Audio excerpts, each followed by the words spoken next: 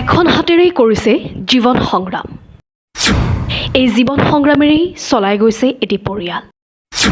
যুৱকজনে এখন হাতেৰেই চলাইছে গাড়ী, এখন হাতেৰেই কৰিছে শাক পাচলিৰ খেতিও।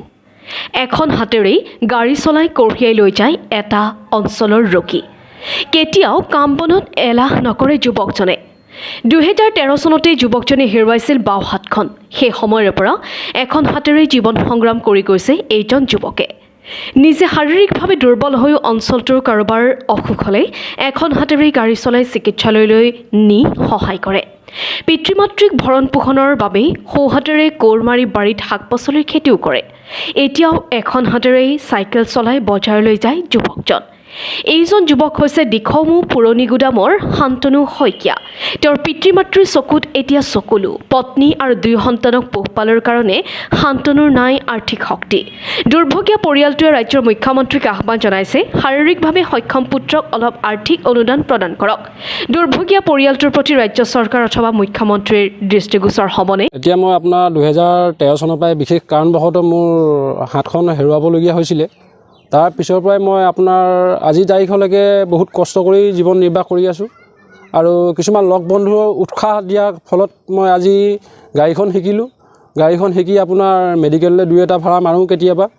সেই ভাড়াই চলিবলৈ অসুবিধা হয়, হ'লেও আপোনাৰ খেতি বাতিও কৰোঁ, শাক চব্জি খেতি কৰোঁ। এই শাক চব্জি খেতি আপোনাৰ ঘৰত খাবৰ কাৰণে নিজৰ যোগাৰটো নিজেই কৰোঁ। আৰু লগতে খেতি ছিজন হ'লে ডাঙৰি চাঙৰি অনা মেলা কামো কৰোঁ। আৰু বিভিন্ন ধৰণৰ কাম কৰোঁ, মাছ চাছো ধৰোঁ আপোনাৰ। আৰু বঠা চঠা মাৰি ইপাৰলৈ ব্ৰহ্মপুত্ৰ ইপাৰলৈও যাওঁ, নাও গুৰি ধৰি অকলে। ডাও বঠা মাৰি যায় এজনে, দুজনৰ সৈতে নাও যেনেকুৱা পানীতে নহওক বাৰিষাতে নহওক আপোনাৰ ইপাৰলৈ যাওঁ। গৰু চাপৰিত থাকে, গৰু আনিবলৈ যাওঁ চাপৰিৰ পৰা। বহুত কষ্ট, বহুত সংগ্ৰামত আজি জীয়াই আছোঁ। অকণমান যদি মুখ্যমন্ত্ৰী ডাঙৰীয়াই যদি সহায় কৰে নথৈ আনন্দিত হ'ম। আজিৰ দিনত এইখন চৰকাৰৰ দিনত এনেকুৱা এটা পৰিৱেশত আমাৰ নিচিনা মানুহ থকাটো বহুত দুখৰ বিষয়। মানে বহুত দুখ অনুভৱ কৰিছোঁ। মই মানে মুখ্যমন্ত্ৰী ডাঙৰীয়াৰ পৰা এটাই সহায় বিচাৰোঁ, যদি পাৰে তেওঁ চৰকাৰীভাৱে এটা চাকৰি ব্যৱস্থা কৰক। মই যিহেতু হাই ছেকেণ্ডেৰী পাছ, মই 2013 চনতে মই এই দুৰ্ঘটনাৰ ফলত মই হাতখন হেৰুৱাবলগীয়া হোৱাৰ পৰাই মই মেডিকেলৰ পৰা আহি বাহিৰে বাহিৰে হাই ছেকেণ্ডেৰী এক্সাম দিছিলোঁ। এক্সাম দি পিনি মই যেনে তেনে হ'লেও হাই ছেকেণ্ডেৰী পাছ কৰি চাৰ্টিফিকেটখন মজুত কৰি ৰাখিছোঁ।